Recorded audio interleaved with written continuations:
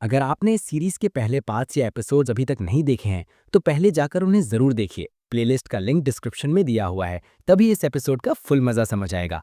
और अगर आप पहले के एपिसोड्स ऑलरेडी देख चुके हो, तो नेक्स्ट पार्ट चाहिए हो तो इस वीडियो का लाइक एम कंप्लीट करो। लाइक एम कमेंट बॉक्स में पिन है। सार बॉम्ब ने युद्ध के मैदान पर एक तबाही मचा दी थी, लेकिन सनवू खुद को सुरक्षित रखने कामयाब रहा क्योंकि उसके बॉस मिनियंस ने बम के इम्पैक्ट को झेल लिया था। सनवू सोच रहा है कि सार पागल हो चुका है, जिसने अपने ही समन्स को उड़ा दिया। सार कहता है कि तुम गलतफहमी में हो, ये बीस्ट्स और प्लेयर्स उसके साथ इसलिए थे क्योंकि वो जीना चाहते थे।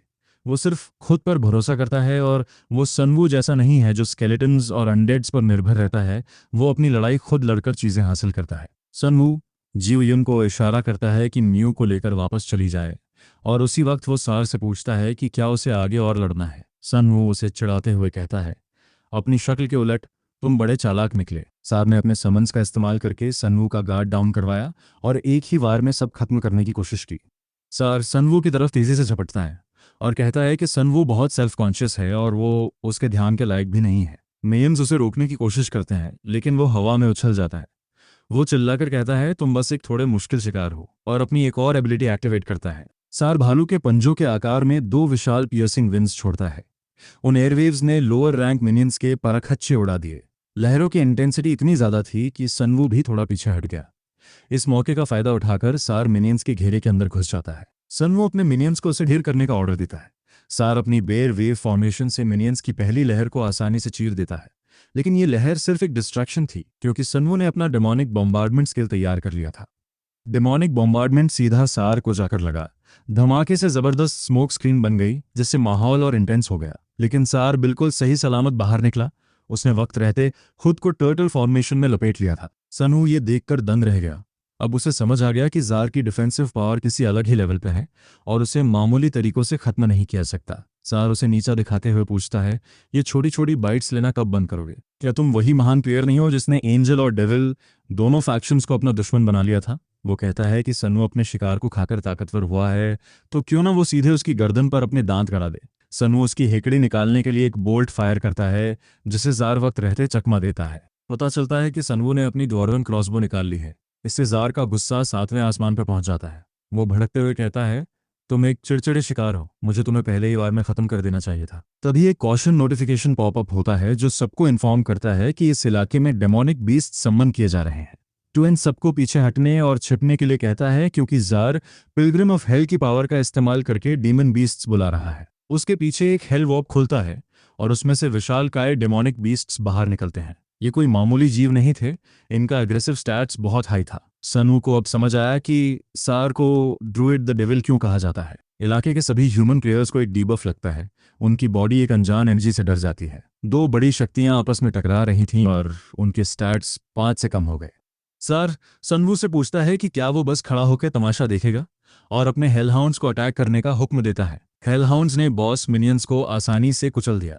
एक हेलहाउंड सनवू को काटने की कोशिश करता है और सार उसे ताना मारता है, अब तुम चारों तरफ से घिर चुके हो। सनवू फुर्ती से हवा में उछलता है और एक वाइवर्न को पकड़कर सार से दूरी बनाने की कोशिश करता है, लेकिन सार उसे इतनी आसानी से जाने नहीं देता। हेलहाउंड्स उस वाइवर्न को उड़ने से पहले ही नीचे पटक देते हैं। सनवू एक फ्लाइंग बर्ड मॉन्स्टर सम्मन करता है। उसे लगता है कि उसने जार की कमजोरी पकड़ ली है, बस उसे एक तगड़े हमले की जरूरत है। सनवू के पास हाल ही में जुड़ा अल्टीमेट बोन वेपन स्किल है। बोन वेपन प्रोडक्शन में 5 से 100 माना खर्च होता है और ये लाशों की हड्डियों से हथियार बनता है। फिलहाल वो ordinary weapons, advance skill equipment, siege weapon और नया वेपन मॉडलिंग बना सकता है। सार पूछता है, आखिर कब तक भागते रहोगे? क्या बस इतना ही दम है तुम में? सनवू उस पक्षी को छोड़ देता है और बोन वेपन प्रोडक्शन स्किल का इस्तेमाल करता है। उसे पता है कि जार एक बार में सिर्फ एक ही फॉर्मेशन निकाल सकता है, इसलिए सनवू उसकी तरफ एक विशाल बोन फिस्ट फायर करता है। वो मुक्का सीधे सार को लगता है। सनवू जानता है कि जार इतने से नहीं मरेगा, इसलिए वो और बोन फिस्ट बरसाना जारी रखता है। सार अपनी हाई डिफेंसिव स्टांस से उन्हें रोकता है, लेकिन इन हमलों से वो थोड़ा विचलित जरूर हुआ है। कुछ देर बाद सनवू मुक्के बनाना बंद कर देता है और अपना ध्यान बोन बैलिस्टास बनाने पर लगाता है। बैलिस्टास से सार पर बहुत दबाव पड़ता है, लेकिन वो अपनी जगह से टस से मस नहीं होता। सनवू विक्टर को ज़ॉम्बीज भेजने का ऑर्डर देता है क्योंकि सार अपनी फॉर्मेशन नहीं खोल रहा। ज़ॉम्बीज उसकी तरफ बढ़ते हैं। सार उनकी सड़न वाली बदबू से चिढ़ जाता है, पर उसे यकीन है कि वो उसके डिफेंस को नहीं तोड़ पाएंगे। तभी सनवू विक्टर को समनिंग रिलीज करने का ऑर्डर देता है। अनडेड हिलना बंद कर देते हैं और पूरा इलाका कॉप्स एक्सप्लोजन्स की आवाज़ों से गूंज उठता है। विक्टर और उसके प्रीस्ट ऑफ डेथ ने उन सभी zombies को उड़ा दिया जो उन्होंने इकट्ठा किए थे। सनवू ने इतने सारे धमाके इसलिए किए ताकि जार के आसपास की ऑक्सीजन खत्म हो जाए।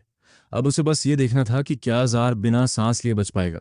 विक्टर को उत्सुकता है कि क्या सब खत्म हो गया, जबकि हानो उम्मीद कर रहा है कि उस जार कमीने के पास कोई रेजरेक्शन आइटम ना हो। जू युन सबको बताती है कि इतने बड़े धमाकों के बाद भी सार जिंदा है। जब धुआं छंटता है तो वहां 3 हेलहाउंड्स दिखाई देते हैं। सार कहता है अगर शिकारी शिकार करने में फेल हो जाए तो वो खुद शिकार बन जाता है। उसने कभी नहीं सोचा था कि वो ऐसे हालात में फंसेगा। वो सनवू से कहता है कि अब खेल में मजा आने लगा है। सनवू सोच रहा है कि ये ड्रेडेड सर्बरस ही उसकी असली डिवाइन पावर है। उसी वक्त सर्बरस एक जानलेवा फायरबॉल तैयार करता है। सनवू को महसूस हो जाता है कि ये खतरनाक होने वाला है, इसलिए वो दूर भागने के लिए फिर से फ्लाइंग मॉन्स्टर बोर्ड को समन करता है। सर्बरस के वो 3 फायरबॉल्स इतने विशाल और भीषण थे कि रास्ते में आने वाले स्काईस्क्रेपर्स मोम की तरह पिघल गए। सनवू काफी ऊपर था, इसलिए बच गया। उसे नहीं पता कि वो हमले क्या थे, पर इतना तय था कि एक भी हिट का मतलब था इंस्टेंट डेथ। सनवू जमीन पर उतरता है और फिर से कोई मौका ढूंढने की सोचता है, लेकिन लड़ाई आगे बढ़ती उससे पहले ही वहां बिजली का एक विशाल खंभा पिलर ऑफ लाइटनिंग गिरता है। सन्नू को अंदाजा हो जाता है कि ये कौन है। बिजली के उस धमाके से जमीन फट जाती है और उसमें से एक शख्स बाहर निकलता है, हान कांग सोक। वो कहता है कि वो यहाँ हेल की एनर्जी महसूस करके आया था, पर यह तो सिर्फ एक पिलग्रिम निकला। उसे पता है कि जार ने पिलग्रिम ऑफ हेल नाम का 4STAR कार्ड चुना है। वो आगे कहता है, तुम उत्तर नॉर्थ की वही घटिया बदबू हो जो मुझे समय समय पर आती रहती थी। सार पूछता है, तू कौन है बे? और हान कैंग सोक उससे सवाल करता है कि क्या ये सच है कि उसे एंजल फैक्शन से सपोर्ट मिला है और वो हेल डायमेंशन की पावर इस्तेमाल कर रहा है। सार अनजान बनने की कोशिश करता है, पर हान कैंग सोक उसे फटकारते हुए कहता है, मुझसे चालाकी मत करो, ये सेबरस ही इस बात का सबूत है, क्योंकि ये कोई मामूली डिवाइन अवेकनिंग पावर नहीं है। सार हैरान होकर पूछता है कि उसे ये सब कैसे पता। तो हान कांग सोक उसके कंधे पर हाथ रखकर कहता है, मुझे कैसे नहीं पता होगा, क्योंकि हेल का मालिक यानी डीमन किंग तो मैं बनने वाला हूँ। सनवू सोच में पड़ जाता है कि क्या वाकई कैंग सोक ही डीमन किंग है। इससे पहले वो हेल डायमेंशन से जुड़े क्वेस्ट में उलझा हुआ था, शायद इसी वजह से। हो सकता है उसे ऐसी अथॉरिटी मिल जाए जिससे वो हेल डायमेंशन के मॉन्स्टर्स को कंट्रोल कर सके। सारा पहचान जाता है कि ये हान कांग सोक है, कोरियन सर्वर का रैंक एक प्लेयर जिसने एक जापानी आइलैंड तबाह कर दिया था। उसने ब्रॉडकास्ट में ही देख लिया था कि कांग सोक महान है, पर उसे सामने देखकर उसकी कल्पना से भी परे बात निकली। जॉन सार का मजाक उड़ाते हुए कहता है कि अपनी इज्जत बचाने के चक्कर में मत पड़ो, बस यहां से भाग जाओ। इससे जार चिढ़ जाता है और कांग सोक पर हमला करने के लिए तैयार होता है। वो सोचता है कि कांग सोक महान होगा, पर उसे इस तरह बिना किसी गार्ड के उसके करीब नहीं आना चाहिए था। लेकिन इससे पहले कि वो अपना स्किल पूरा कर पाता, बिजली कड़कती है और वो उड़ता हुआ दूर जा गिरता है। हान कांग सोक उसे चेतावनी देता है कि मुझ पर ये छोटी छोटी चालें मत चलो, मेरी रफ्तार तुम्हारी सांस लेने की स्पीड से भी तेज है। पर जार हार नहीं मानता और फिर से उसकी तरफ लपकता है, चिल्लाते हुए कि उसे हल्के में न ले, क्योंकि वो साइबेरिया का बेस्ट प्लेयर है। सार के मन में है कि बस इस मेज पर एक तगड़ा वार करना है, पर पहले वो अपनी टर्टल फॉर्मेशन से उसका जादू रोकेगा। हान कांग सोक अपनी लाइटनिंग रॉड का इस्तेमाल करके पैरालाइजिंग लाइटनिंग की एक लहर छोड़ता है। बिजली सार की टर्टल फॉर्मेशन को चीर देती है और उसे पूरी तरह पैरालाइज कर देती है। हान कांग सोक उसके पास जाकर कहता है, तुम बस एक बेवकूफ हो और ये तुम्हारी खुशकिस्मती थी कि तुम यहां तक पहुंच गए। वो उसे बुरी तरह जलील करते हुए कहता है कि आज उसकी किस्मत साथ छोड़ देगी और यहीं उसका खेल खत्म होगा। सार एक अजीब सी चमकती हुई चीज निकालता है और कहता है कि अभी यह खत्म नहीं हुआ है। हान कांग सोक उस चीज को पहचान लेता है, वो एक एंजल विंग फ्रैगमेंट है। सार उसका इस्तेमाल करके तुरंत एक दूसरी एंजल स्टैचू की तरफ टेलीपोर्ट हो जाता है। जार के वहां से निकल भागने पर जियोन बुरी तरह चिढ़ जाता है, जिस पर हान कांग स्यूक बहाना बनाते हुए कहता है कि उसे नहीं लगा था कि बिजली के झटके खाने के बाद भी जार हिल पाएगा। वो आगे कहता है कि जार दिखने में जितना सख्त था, असल में भी उतना ही निकला।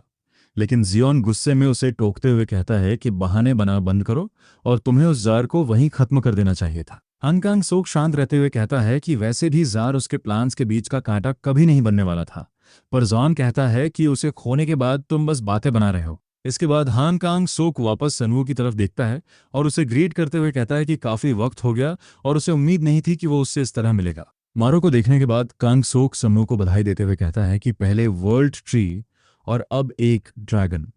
तुम वाकई आइटम्स के मामले में किस्मत वाले हो, जबकि मेरे हाथ सिर्फ ये एक शोर मचाने वाला लड़का जियोन लगा है। सनवू उससे पूछता है कि वो यहाँ कैसे आया, तो कांग सोक जवाब देता है कि उसे नहीं पता था कि सनवू यहाँ है।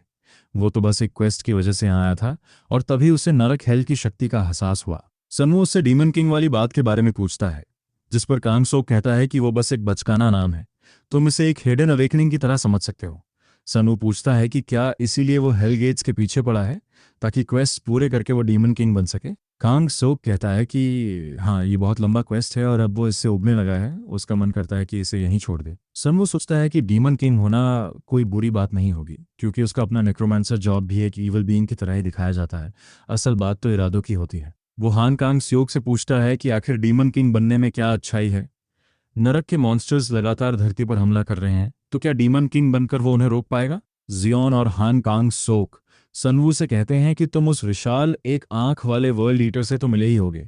अगर हमने ढील दी और कुछ नहीं किया तो ये धरती उसे निगल जाएगी, और अगर हम किस्मत से उसे रोक भी लें तब भी अंत में एंजल्स या डेविल्स हम पर राज करेंगे। उनके तरीके अलग हो सकते हैं, पर है तो सब हमलावर ही। सनवू कहता है कि तुम सही कह रहे हो, हमें अपनी खुद की एक ताकत खड़ी करनी चाहिए जो किसी भी साइड पर निर्भर ना हो। हानकांग सोक कहता है कि तुम इस मामले में अच्छा कर रहे हो, ये वो दुनिया है जहां आखिर तक टिकने वाला ही जीतता है, और जो वो कर रहा है वो भी उन्हीं रास्तों में से एक है। सनवू को खुशी होती है कि कांग सोक ने उसे एक साथी एलाय के तौर पर सराहा है, पर अचानक जियोन कांग सोक को दक्षिण पूर्व साउथ ईस्ट में किसी चीज के बारे में बताता है। पता चलता है कि वहां एक और हेलगेट खुल गया है जो उसके क्वेस्ट से जुड़ा है। हनकांग सोक अपना टेलीपोर्टेशन सर्कल तैयार करते हुए कहता है कि अच्छा होता अगर हम इस बारे में बाद में फुर्सत से बात कर पाते, लेकिन अगर हम जिंदा रहे तो मौका जरूर मिलेगा। जाने से पहले वो सनवू को बेस्ट ऑफ लक कहता है और गुजारिश करता है कि तब तक मरना मत। कांग सोक के जाने के बाद मिना शोंग सनवू को बताती है कि वो प्रोसिक्यूटर को ढूंढने जा रही है। कुछ घंटे बीत जाते हैं और अफरा तफरी शांत हो जाती है।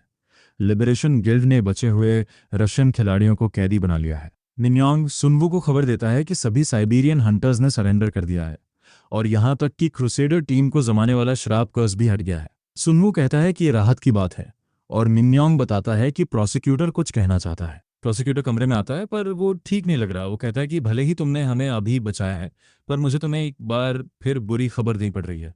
उसने कल एक एंजल स्टैचू तोड़ा था, और सनवू सोचता है कि अंगेल एंजल फैक्शन का बंदा भला एंजल स्टैचू क्यों तोड़ेगा। पता चलता है कि मूर्ति तोड़ने के बाद उसे एक श्राप मिला है, और अब 11 घंटों के बाद यंगडुम्पो स्टेशन पर एंजल उतरने वाला है। वो एब्सोल्यूट रेस पूरे सियोल का न्याय करने नीचे आ रही है। सनवू कहता है कि एंजल्स वो दुश्मन है जिनसे उसे किसी ना किसी दिन लड़ना ही था। सनवू मुस्कुराते हुए प्रोसिक्यूटर से पूछता है, क्या एंजल्स की हड्डियां होती हैं?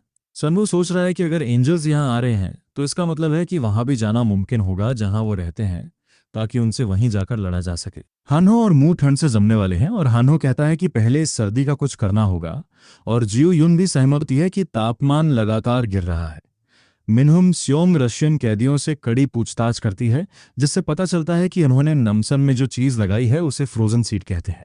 ये एक स्ट्रेटेजिक वेपन है जो आसपास का तापमान तेजी से गिराकर पूरे इलाके को पूरी तरह जमा देता है। सनवू पूछता है कि क्या उसे हटाने के बाद तापमान सामान्य हो जाएगा। मिन्योंग कहता है कि हाँ, पर हम तब तक कुछ नहीं कर सकते जब तक हमारे पास ठंड के खिलाफ फुल इम्यूनिटी ना हो। सनवू कहता है कि भले ही हमारे पास पूरी इम्यूनिटी ना हो, पर एक और रास्ता है। सैलमेंडर्स ऑरा की मदद से शायद हम इस ठंड को झेल सकें। सनवू उन्हें हेलीकॉप्टर तैयार करने को कहता है, ताकि एंजल्स के आने से पहले वो ये काम निपटा सकें। फ्रोजन सी के पास बर्फीला तूफान और तेज हो जाता है। कुछ समय बाद वो टावर के करीब पहुंचते हैं, पर हेलीकॉप्टर और आगे नहीं जा सकता। वो सनवू को बताते हैं कि उसे यहीं उतरना होगा, और जमीन पर मौजूद सर्वेलेंस टीम उसे आगे की स्थिति समझाएगी। इसी के साथ सनवू राय के साथ नीचे कूद जाता है और गिरने के झटके को कम करने के लिए अपने अबिस ऑरा का इस्तेमाल करता है। निगरानी टीम बताती है कि उनके माप के अनुसार टारगेट टावर के ठीक नीचे दबा हुआ है। वहां का तापमान -29 के करीब है, जो एब्सोल्यूट जीरो के बहुत पास है। एक आम इंसान के फेफड़े उस हवा में सांस लेते ही जम जाएंगे। सनवू उनसे कहता है कि उन्होंने काफी कर दिया और उन्हें अब वापस जाना चाहिए। एक प्लेयर दूसरे से पूछता है कि क्या तुम्हें लगता है कि नेक्रोमांसर ये कर पाएगा? दूसरा जवाब देता है कि उसे करना ही होगा, वरना हमें अपना बोरिया बिस्तर समेटकर सियोल छोड़ना पड़ेगा। सनवू ठंडी हवाओं को रोकने के लिए अपने ट्रोल मिनियंस के साथ सैलमेंडर ऑरा को बुलाता है। वो आगे का रास्ता देखने के लिए स्पेक्टर्स को भी समन करता है। इस वाइट आउट की वजह से उसे सामने का कुछ दिखाई नहीं दे रहा। अगर उसने स्पेक्टर की विजन न ली होती तो वो अपना रास्ता भी नहीं ढूंढ पाता। कुछ वक्त बाद वो आखिरकार इस तबाही के केंद्र तक पहुंच जाता है।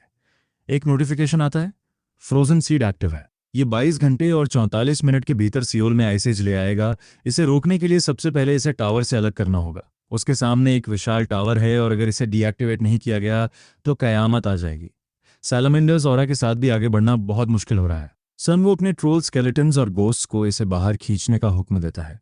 फ्रोजन सीड से एक ऑरा निकलता है जो ट्रोल्स को अपनी चपेट में ले लेता है।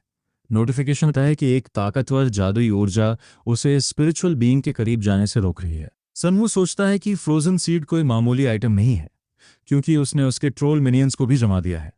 सनवू और ज्यादा फायर ऑरा छोड़ते हुए आगे बढ़ता है ताकि ठंड का मुकाबला कर सके। अब उसकी आखिरी उम्मीद एडवांस फायर स्पिरिट स्टोन से इस ठंड को झेलने पर टिकी है। फ्रोजन सीड टावर की सबसे गहराई में दबा हुआ था। वो आखिरकार वहां पहुंच गया, लेकिन मुसीबतें अभी खत्म नहीं हुई थीं। एक नोटिफिकेशन पॉपअप हुई जो बता रही थी कि वो एक्सट्रीम कोल्ड के संपर्क में है और उसके सभी फिजिकल स्टैट्स 70% घट गए हैं। सुनु को यकीन हो गया, इस हाल में वो मरेगा जरूर। बस फ्रोजन सीड के पास खड़े रहने से इतना नुकसान और हाथ लगाना तो पागलपन होगा, लेकिन अब पीछे हटना भी बहुत देर हो चुकी थी और फायर स्पिरिट स्टोन उस ठंड को ऑफसेट कर सकता था, एक डिसाइसिव ब्लो डील कर सकता था। सू ने सब कुछ फायर स्पिरिट स्टोन पर दम लगाया।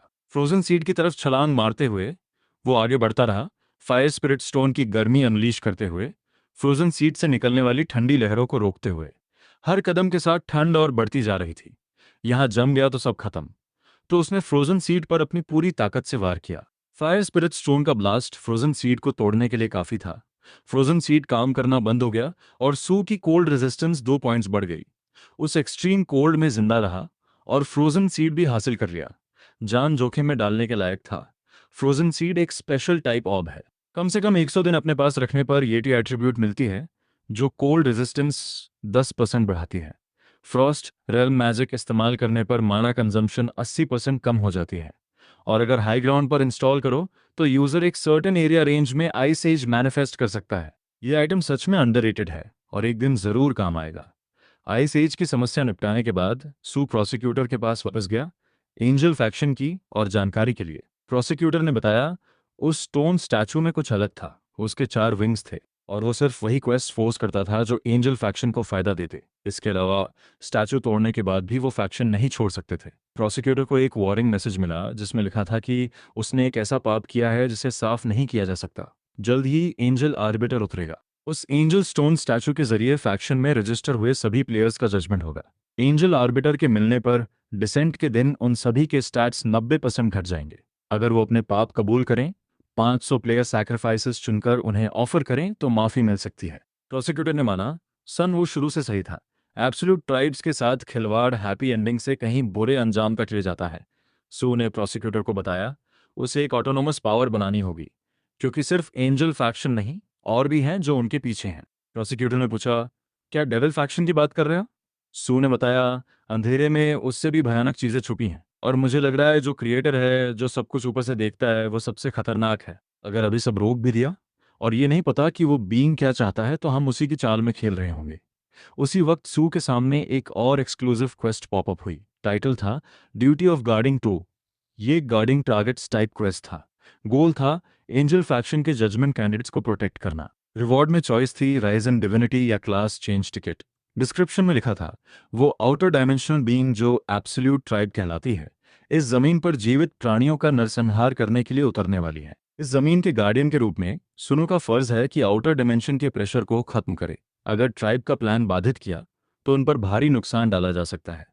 अगर 80% या उससे ज्यादा जजमेंट कैंडिडेट्स मर गए तो सू फेल हो जाएगा। एंजल आर्बिटर को एलिमिनेट करने पर एडिशनल रिवॉर्ड्स मिलेंगे। सू सोच रहा था ये उसी क्वेस्ट का दूसरा पार्ट है जो हेल्स डायमेंशन और डेविल्स गेटवे खुलने पर आई थी। क्वेस्ट के कंटेंट्स के मुताबिक एब्सोल्यूट ट्राइब्स भी मॉन्स्टर्स से अलग नहीं है। तो गार्डियन का मतलब है वो जो इस जमीन को बाहरी बीइंग्स की ताकत उधार लिए बिना प्रोटेक्ट करे। जुम्बो ने प्रोसिक्यूटर से रिक्वेस्ट की जितने हो सकें उतने लोग जमा करे जिनकी जॉब क्लासेस वाटर और फायर कंट्रोल करते हों। सू की प्लान था इस अनइनवाइटेड गेस्ट को एक शानदार वाटरफॉल गिफ्ट देना। कुछ घंटे बीते, लिबरेशन गिल्ड ने वो सब इकट्ठा कर लिया जो सू ने मांगा था। मीनांग ने प्रोसिक्यूटर को बताया आसपास के सभी वाटर ट्रक्स और वाटर टैंक्स मोबिलाइज हो गए हैं। फायर सर्विस हेलीकॉप्टर्स भी पानी से भर दिए गए हैं। मिनुआ सांग क्यूरियस थी। उसने प्रोसिक्यूटर से पूछा कि सुनु है कहाँ, और उसे समझ नहीं आ रहा था कि सब कुछ पानी से क्यों भरा जा रहा है। प्रोसिक्यूटर ने कहा, अभी के लिए वजह न जानना ज़्यादा सेफ है। वो एंजल फैक्शन से है, इन्फॉर्मेशन लीक हो सकती है। प्रोसिक्यूटर सोच रहा था, अगर एब्सोल्यूट ट्राइब्स इस ज़मीन को नीचे देख रही हैं तो उनका बेस्ट कोर्स ऑफ एक्शन यही होगा कि ह्यूमन प्लेयर्स की कमजोरी का फायदा उठाएं। उन्होंने एब्सोल्यूट ट्राइब से लड़ने का फैसला किया था। अगर सावधान रहे तो जीतने का एक छोटा सा चांस था। सभी ह्यूमन प्लेयर्स ने आसमान में घने काले बादलों की तरफ देखा। टाइमर खत्म हुआ और प्रोसिक्यूटर ने अनाउंस किया, असली लड़ाई अब शुरू होती है। उन काले घने बादलों को चीरते हुए रोशनी की विशाल किरणें फूट पड़ी। उस रोशनी का केंद्र वक्त के साथ और तेज होता गया। आखिरकार एंजल आर्बिटर की एक झलक दिखी। एक नोटिफिकेशन पॉपअप हुई एंजल फैक्शन मेंबर्स को बताते हुए कि एंजल आर्बिटर का डिसेंट शुरू होता है। एंजल आर्बिटर की पावर से उन सभी के स्टैट्स 90% ड्रास्टिकली घट गए। सभी ह्यूमन प्लेयर्स स्टंट थे, एक रियल एंजल का असली रूप पहली बार देखकर। एंजल के सिर्फ पांव इंसान जैसे थे, बाकी सब एक अलग किस्म का मॉन्स्टर था। लिबरेशन गिल्ड के मेंबर्स टूट गए, ये जानकर कि जिस एंजल पर इतने लंबे वक्त से भरोसा किया था वो बस एक और मॉन्स्टर था। बिना एक पल गवाए प्लेयर्स ने एंजल की तरफ पानी स्प्रे करना शुरू किया। उसी वक्त फायर टाइप विजर्ड्स ने उस पानी पर फायर टाइप स्पेल्स से अटैक करना शुरू किया। फायर मैजिक की इंटेंस हीट से वो पानी वाष्प बनने लगा। एंजल ने पुकारा, इस जमीन पर रेंगने वाले सभी पापियों सुनो। प्रोसिक्यूटर को नहीं पता था सू क्या कर रहा है, लेकिन वो दिल से चाह रहा था कि सू जो भी सोच रहा है जल्दी करे। वक्त कम था। आर्बिटर ने कोई स्किल यूज की और पापियों से कहा, आज तुम अपनी जिंदगी के आखिरी मोड़ पर खड़े हो। कुछ लो लेवल प्लेयर्स वो प्रेशर नहीं झेल पाए, बिना अड़े ही मर गए। गांग युनले को समझ नहीं आया कि ये प्लेयर्स किस चीज से मर रहे हैं। उसने सबको पीछे हटने को कहा, लेकिन अनाग ने ऑर्डर दिया, पानी स्प्रे करते रहो। गांग युनले ने पूछा, कब तक? सब मर रहे हैं। अनाग ने बताया, यही एकमात्र ऑप्शन है। उस बीइंग से भागना काम नहीं आएगा। अचानक शैडो स्वैप स्किल इस्तेमाल करते हुए कुछ पत्थर एंजल की तरफ फेंके गए। सुनु ने अपने सारे स्केलेटन्स एंजल के नीचे समन किए, एक विशाल टावर बनाते हुए। सू, जियो युन और हनहो के साथ आर्बिटर का स्वागत किया। तीनों ने एक साथ आर्बिटर पर अटैक किया। आर्बिटर ने आसानी से उनका अटैक डिफ्लेक्ट किया, कहते हुए, ओ इविल बीइंग्स, तुम मेरे सामने कुछ नहीं। गिरते हुए सू ने कहा, तुम गलत हो। हम नहीं, कोई और है जो तुमसे निपटेगा। सू ने फ्रोजन सीड उस मिनियन टावर की तरफ फेंका, बोलते हुए, ये रहा तुम्हारा असली अपोनेंट। फ्रोजन सीड एक्टिवेट हुआ। आसपास का टेम्परेचर ड्रास्टिकली गिर गया। एक स्ट्रॉन्ग ब्लिजर्ड उस पूरे एरिया में आ गया। आर्बिटर एक ठंडी आइस वेव से हिट हुआ। लिबरेशन गिल्ड मेंबर्स को अब समझ आया कि सुनु क्या करने वाला था। वो पानी स्प्रे करते रहे और फायर स्पेल से उसे वेपराइज करते रहे। आर्बिटर जैसे ही फ्रोजन सीड में घिरने वाला था, उसने वार्निंग दी, ओ इविल बीइंग, तुम मेरे साथ ये कैसे कर सकते हो? कुछ ही मिनटों में वो एंजल पूरी तरह जम गया।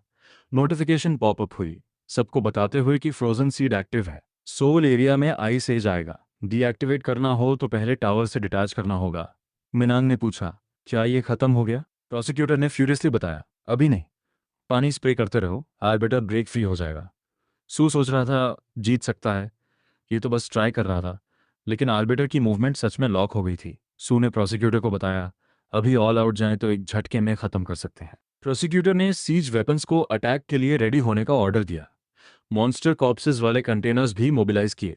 एक ही ब्लो में सारी फायर पावर लगाकर उसे खत्म करना था। कुछ मिनटों में तैयारी कंप्लीट हो गई। सू अल्फा वाई-1 पर सवार होकर आर्बिटर के ऊपर गया। साइड में मैक्सिमम डेमोनिक बम्बार्डमेंट भरी। फायर करने से पहले उसने कहा, जो मॉन्स्टर एंजल का नाटक करता है, ये तेरा अंत है। और सू ने डेमोनिक बम्बार्डमेंट छोड़ दी, सारी आर्टिलरी फायर और कॉर्प्स एक्सप्लोजन्स के साथ एक साथ। आर्बिटर पूरी तरह चकनाचूर हो गया। सुनु को आर्बिटर को हंट करने पर 35 मिलियन गोल्ड कॉइन्स मिले। सू को एंजल स्लेयर का टाइटल मिला। मैजिक रेजिस्टेंस 5 पॉइंट्स बढ़ी। फेंटिंग और इलेक्ट्रिक शॉक इम्यूनिटी 10% बढ़ी। इस मैसिव किल से सू लेवल 23 पर पहुंचा। पायरेट्स और डेविल केव इंसिडेंट के बाद पहली बार लेवल अप हुआ। सबसे बड़ी बात जो मिली, यह प्रूफ कि एब्सोल्यूट ट्राइब्स भी मॉन्स्टर्स से अलग नहीं है। मतलब वर्ल्ड ईटर को भी मारना पॉसिबल है। सुनु ने exclusive quest duty of guarding 2 complete की। एंजल आर्बिटर एलिमिनेट करने के एडिशनल कंडीशन के जरिए रिवॉर्ड में सुनु ने परमानेंट राइज इन डिविनिटी चुना। बच डिविनिटी लेवल 1 से लेवल 2 पर पहुंचा। डिवाइन अनुबिस फॉर्म लेवल 2 पर अपग्रेड हो गया। अब वो अनुबिस की पावर डिविनिटी प्राप्त करके 1 घंटे 30 मिनट रोज एक्टिवेट कर सकता है। डिवाइन फॉर्म एक्टिवेशन के दौरान सभी स्टैट्स 15 पॉइंट्स बढ़ेंगे। सू को 30 एडिशनल मिनट्स और मिले और स्टैट्स 5 पॉइंट्स और बढ़े। अब डिवाइन फॉर्म का टाइम खत्म होने की बेचैनी नहीं रहेगी। अचानक सू के सामने एक नया ग्लोइंग आइटम अपीयर हुआ। सिस्टम ने इन्फॉर्म किया, एक्सक्लूसिव क्वेस्ट के additional condition angel arbiter eliminate करने की शर्त पूरी होने पर एक एक्स्ट्रा रिवॉर्ड दिया गया है। ये एक स्पेशल रैंक फैक्शन आइटम था, आर्बिटर्स एम्बलम। जो भी इस एम्बलम को पोजेस करे वो उसी फैक्शन के मेंबर्स को जजमेंट के कैंडिडेट डेजिग्नेट कर सकता है, लोकेशन ट्रैकिंग अलाउ करता है और टेम्पररली 90% स्टैट्स डिक्रीज दे सकता है। इसका डिस्क्रिप्शन था, ये वो पावर है जो एक स्पेशल अकम्पलिशमेंट से मिलती है। सू को रेगुलेशंस और पब्लिक सेफ्टी मेंटेन करने का एक प्रोमिनेंट रोल मिलेगा। एक और नोटिफिकेशन पॉपअप हुई बताते हुए कि एक सर्टन कंडीशन सेटिस्फाई हुई। लिच जो डेथ कंट्रोल करता है, प्लस बियोंग हैंड फैन जो गोस्ट कंट्रोल करता है, प्लस आर्बिटर्स एम्बलम जो जजमेंट कैरी आउट करता है, और बस एक और आर्बिटर एम्बलम चाहिए इस क्वेस्ट को फुलफिल करने के लिए। सू को ऐसा होने की उम्मीद नहीं थी। अगर ये रिवॉर्ड इतनी टफ कंडीशन सेटिस्फाई करने पर मिलता है तो ये पॉसिबल है कि यह एक न्यू डिविनिटी हो। जुंगू अभी भी सोच रहा था इस न्यू डिविनिटी से वो कितनी पावर हासिल कर सकता है। फैक्शन को ग्रो करता रहा तो आर्बिटर्स एम्बलम ऑब्टेन करने का एक और मौका जरूर मिला। लिबरेशन गिल्ड में हलचल मच गई। एंजल फैक्शन से उनका कनेक्शन कट ऑफ हो गया था और उनकी एबिलिटीज वापस आ गई थी, और वो हलचल एक पल में थम गई। मीना सियोंग ने सबको याद दिलाया, पावर्स वापस आ गई हैं, काम पर लौटो। सू ने आर्बिटर को मिनियन की तरह रेस करने की कोशिश की लेकिन फेल हो गया। सिस्टम ने नोटिफाई किया, आउटर डिमेंशन का कोई बीइंग ब्लड किन के रूप में रेज नहीं किया जा सकता। यही हेल्स गेट के मॉन्स्टर्स के साथ भी हुआ था जब सू ने उन्हें मिनियंस बनाने की कोशिश की थी, लेकिन लगता है आउटर डायमेंशनल बीइंग्स पर अलग रूल्स लागू होते हैं। फिर भी इस बैटल से सू ने कुछ ना कुछ तो हासिल किया। सू को एक आइटम मिला, एब्सोल्यूट ट्राइब्स बोन। इन बोन्स में जबरदस्त ताकत है, ज्यादातर मेटल से सख्त और ज्यादातर मीडियम से बेहतर मैजिक को रिएक्ट करती है। इसके अलावा मिला heroic rank angels knuckle pole arm. ये अटैक टारगेट की डिफेंस पावर को 10% इग्नोर करता है। इसका डिस्क्रिप्शन था, ये एब्सोल्यूट ट्राइब एंजल की बोन्स से बना आइटम है। और आखिर में heroic rank full body armour angels rib armour. इसे पहनने वाले की डिफेंस पावर 30% बढ़ती है और डिफेंस पावर के 20% से एक शील्ड फॉर्म होती है। इसका डिस्क्रिप्शन था, ये एब्सोल्यूट ट्राइब एंजल की बोन्स से बनी शील्ड है। सुनु ने अपने मिनियंस को ये फुल बॉडी आर्मर और पोल आर्म्स इक्विप कराए, उनकी डिफेंसिव कैपेबिलिटीज को एक झटके में बेतहाशा बढ़ाते हुए। सुनु ने अपने दोस्तों से पूछा क्या उनके लिए भी एक एक सेट आर्मर बनाए, लेकिन दोनों के पास फिलहाल बेहतर वेपन्स और आर्मर्स थे। ये बैटल इतनी स्मूथली इसलिए निकली क्योंकि मोरो इस पूरे वक्त सोया रहा। उसी वक्त प्रोसिक्यूटर सू के पास आया, बोला वो गलत था एंजल फैक्शन चुनने में। इस गेम के एकदम अंत तक उन्हें यह सच कभी नहीं पता चलता। उसने सू से पूछा क्या हम इस गेम को एंड कर पाएंगे। सू ने जवाब दिया, हाँ, बिना एंडिंग के कोई गेम नहीं होती। जिन्होंने बनाई उन्होंने जरूर इसे फिनिश करने का रास्ता रखा होगा। प्रोसिक्यूटर ने पूछा अगर बहुत देर नहीं हुई तो क्या मैं तुम्हारे साथ उस एंडिंग तक पहुंच सकता हूं। सू ने उसका हाथ थामा और कहा साथ चलो। उसी वक्त ग्रिफिन राइडर बैटल सीन पर अराइव हुई। जुयुन और हानहो सोचने लगे कोई बात जरूर हुई होगी जो खुद यहां आई। लियोन ने सू को इन्फॉर्म किया अमेरिका के प्लेयर्स कोरिया में आ गए। सू ने फ्रस्ट्रेटेड होकर पूछा क्या उन्होंने टाउन पर अटैक किया। लियान ने बताया नहीं, उन्होंने नेक्रोमांसर से मिलने की रिक्वेस्ट की है। सू ने पूछा इतनी सिंपल बात के लिए खुद यहाँ इतनी अर्जेंसी में क्यों आई। लियोन ने बताया अमेरिकन पर अटैक हुआ, सब मारे गए। जिस शिप से वो आए थे वो अचानक एक्सप्लोड हो गई और उसके बाद एक बैटल हुई। उनके कोस्ट गार्ड ने मर्डरर्स को भागते देखा। सू को समझ नहीं आया क्या हो रहा है और किसकी इतनी हिम्मत अमेरिका के एमिसरीज पर अटैक करे। बिना वक्त गंवाए सू स्वान टाउन की तरफ निकल पड़ा। सू ने स्पीयरमैन कोंगू से पूछा अमेरिकन के साथ कांटेक्ट के बारे में। स्पीयरमैन कांगू ने बताया उनकी मीटिंग अभी ऑफिशियल हुई भी नहीं थी और अब यह एक सेंसिटिव डिप्लोमेटिक प्रॉब्लम बन गई। उसने ये भी बताया सीन सिक्योर हो गया है, सो जाकर देख सकता है। चलते चलते स्पीयरमैन कोंगू ने एक और खबर दी, चाइना से न्यूज़ है सर्वर 1 ने सर्वर 2 को कॉन्कर कर लिया, पूरा देश यूनिफाई हो गया। सो काफ़ी अनॉयड था। जो एम्परर उसे असैसिन्स और मॉन्स्टर्स के जरिए चेक में रखता था उसने आखिरकार सर्वर यूनिफाई कर लिया। ये टेंशन और बढ़ा दिया क्योंकि चाइनीज सर्वर स्टेबल होते ही सुनु उनका अगला टारगेट बनेगा। कुछ वक्त बाद वो क्राइम सीन पर पहुंचे। हानो हैरान था, अमेरिकन इस विशाल चीज में आए थे। ये एक यूनिक डिजाइन वाला बहुत बड़ा शिप था या था। स्पीयरमैन कांगू ने बताया ये सी में नहीं आसमान में चलता है, इसे सी प्लेन नहीं आसमानी जहाज कहना ज्यादा सही होगा। इतने वक्त तक अमेरिकन बादलों में छुपे थे और एक्सप्लोजन होते ही यहाँ आ गिरे। लेफ्टिनेंट पार्क, जो सीन इंस्पेक्ट कर रहे थे, ने सू को बताया, हर इंजन रूम में एक खाली सर्कुलर स्पेस मिली है। मेरा अंदाज़ा है यही वो जगह थी जहाँ वो आइटम रखा था जो शिप को आसमान में उड़ाता था। रैंक कंफर्म नहीं है, लेकिन ये क्लियरली एक वैल्यूएबल आइटम है और अटैकर्स ने इसे चुराया हो सकता है। स्पीयरमैन क्योंगो ने कहा, इसका मतलब कहीं और भी ऐसे सी प्लेन्स होंगे। सू सोच रहा था, ये एक ऐसी ऑर्गेनाइजेशन है जो एवोल्यूशन सोसाइटी से बिल्कुल अलग दिशा में डेवलप हुई है। एवोल्यूशन सोसाइटी बायोलॉजी पर फोकस करती थी, लेकिन ये तो जैसे अमेरिकन्स दिखा रहे हैं, फॉल के बाद भी टेक्नोलॉजी में वो सबसे आगे हैं। सुनू ने शिप इंस्पेक्ट किया। पता चला इसे ड्वार्फ थर्ड क्लास एयरशिप कहते हैं। Rank unknown, player manufactured item, high altitude flight और large scale shield deployment provide करता है। डिस्क्रिप्शन था, ड्वार्फ टेक्नोलॉजी से बना transport aircraft, length 85 metre, maximum load 40 tons, maximum 55 लोग कैरी कर सकता है, maximum speed 35 knots. Head of management Jonathan Cage, foreign affairs team नेता एक। बाकी डिटेल्स कॉन्फिडेंशियल। ये WPU की वैल्यूएबल पोजीशन है। अनऑथराइज्ड एक्सेस पर अनएक्सपेक्टेड डेथ हो सकती है।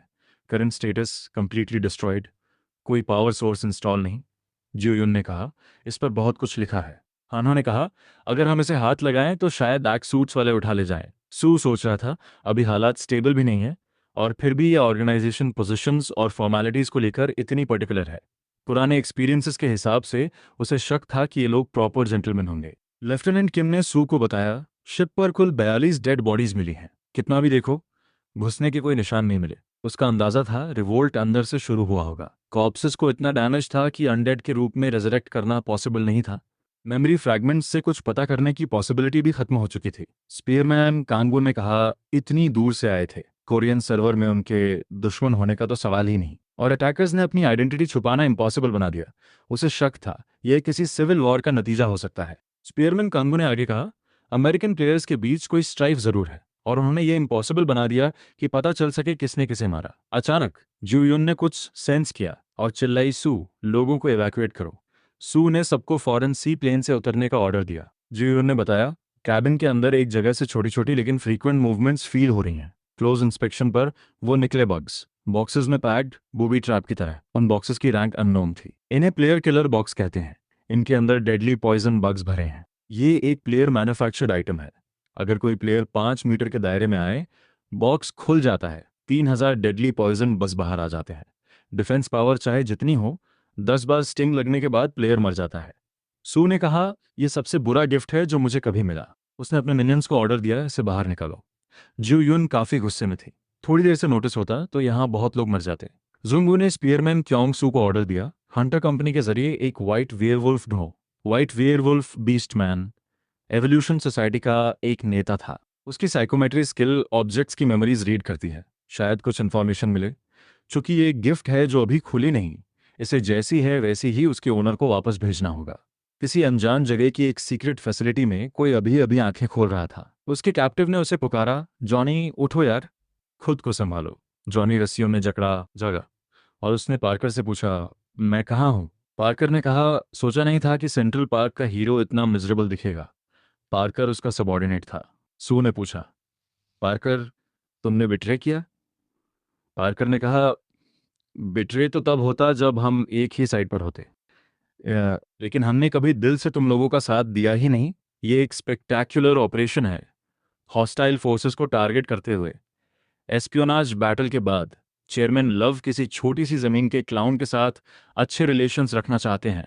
इसकी वजह मुझे नहीं पता, लेकिन एडमिरल बेकर का आजकल एक अलग इंटरेस्ट है, ओरिएंटल गार्डन सजाने का। जॉनी को लगा ये लोग वर्ल्ड ट्री के पीछे हैं। पार्कर ने कंफर्म किया और जॉनी सोचने लगा, ये लोग पागल हैं। चेयरमैन लव साउथ कोरिया के हीरो की वैल्यू को बहुत ऊंचा मानते हैं। नेक्रोमांसर, एक ऐसा इंसान जिसने एब्सोल्यूट ट्राइब्स के खिलाफ लड़ाई लड़ी, जबकि बाकी सब उनके पीछे चलने की कोशिश कर रहे थे। चेयरमैन लव ने कहा था, नेक्रोमांसर ह्यूमैनिटी को रीबिल्ड करने में एक की फिगर साबित होगा। जॉनी ने पार्कर से पूछा, क्या एडमिरल विलियम बेकर एक और अननेसेसरी सैक्रिफाइस की प्लानिंग कर रहा है? और वो सैक्रिफाइस पार्कर खुद है। पार्कर ने कहा, तुमने देखा था वो भयानक ट्री शेप, ये एक मास डिस्ट्रक्शन का वेपन है। एक ऐसा मोन्स्टर जिसे पता नहीं कब और कैसे ग्रो होकर वॉशिंगटन सिटी को तबाह कर दे। उसने अपने दोस्त को आगे बताया, हमने हमेशा फ्यूचर डिजास्टर्स रोके हैं। ये ट्री एक पोटेंशियल थ्रेट है जो अमेरिका के सेंट्रल ऑर्डर को नुकसान पहुंचा सकती है। And quote. हार्डलाइनर ग्रुप की कमान है एडमिरल विलियम बेकर के हाथों में, जो आज भी मानते हैं कि हर क्राइसिस का हल अमेरिकन लीडरशिप के जरिए होना चाहिए। उनकी नज़र में द नेक्रोमैंसर यूनाइटेड स्टेट्स की वर्ल्ड ऑर्डर के लिए एक खतरा है। जॉनी पार्कर को बताता है कि जो वो कर रहा है वो बिल्कुल गलत है। पार्कर जॉनी को सुनाता है कि तुम्हें और द मैसेंजर को आइसोलेशनिस्ट ईस्टर्न टेररिस्ट यानी द नेक्रोमैंसर द्वारा किए गए मैसेकर का जिम्मेदार घोषित किया जाएगा। इसके बाद एडमिरल बेकर को प्रोविजनल असेंबली का समर्थन मिल जाएगा और फिर वो यहाँ एक पूरा ड्वार्फ फ्लीट भेज देंगे। पार्कर के जहन में एक सवाल है, क्या वो मॉन्स्टर ट्री इतनी बड़ी बम्बार्डमेंट झेल पाएगा? जॉनी पार्कर से गुजारिश करता है, अपना फैसला बदलो, ये रास्ता पीस का नहीं है। तभी अचानक सू के स्पेक्टर्स कमरे में घुस आते हैं और पार्कर और जॉनी दोनों उनकी असलियत को लेकर हैरान जाते हैं। ये स्पेक्टर्स तो बस स्काउट्स थे और जगह का पता लगाते ही सुनू ने छत को तोड़ डाला। छत का एक विशाल टुकड़ा नीचे खड़े अमेरिकन क्राउड पर गिरने ही वाला था, लेकिन उससे पहले ही पार्कर ने एक एनर्जी शील्ड डिप्लॉय कर दी। उसने अपने लोगों को आदेश दिया, टारगेट को ढूंढो। तभी वो छत का टुकड़ा जो गिरने वाला था हवा मिट गया। पार्कर के लोगों ने सोचा शायद पार्कर ने ही ऐसा किया, लेकिन पार्कर ने साफ कह दिया, यह मेरा काम नहीं था।